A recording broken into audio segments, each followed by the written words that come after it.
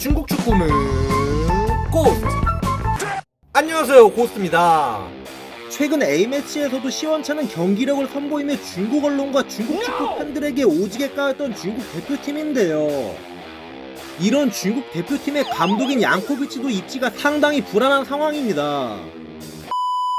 중국 연령별 대표팀에서 딱히 보여준 것도 없이 중국 A대표팀 감독 자리에서 리케이에 이어 리샤오펑까지 날아가자 홀업됐었죠.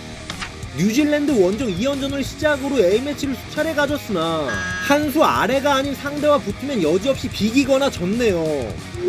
올해 총 8경기에서 3승 2무 3패, 심지어 뉴질랜드와의 2경기를 빼면 죄다 홈에서 했던지라 처참한 성적이 아닐 수가 없는데요.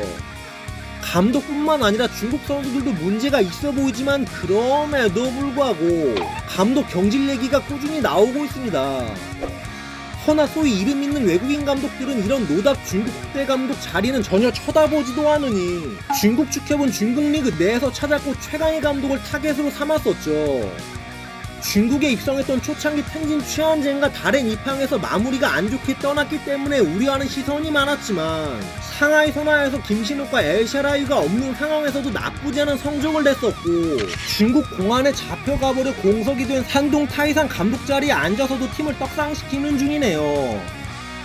중국 리그에서 가장 적은 실점을 기록하며 현재 상하이 하이강에 이어 2위를 달리고 있습니다. 후덜덜.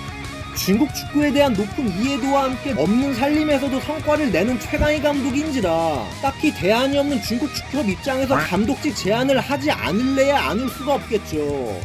그치만 거절했다고 합니다.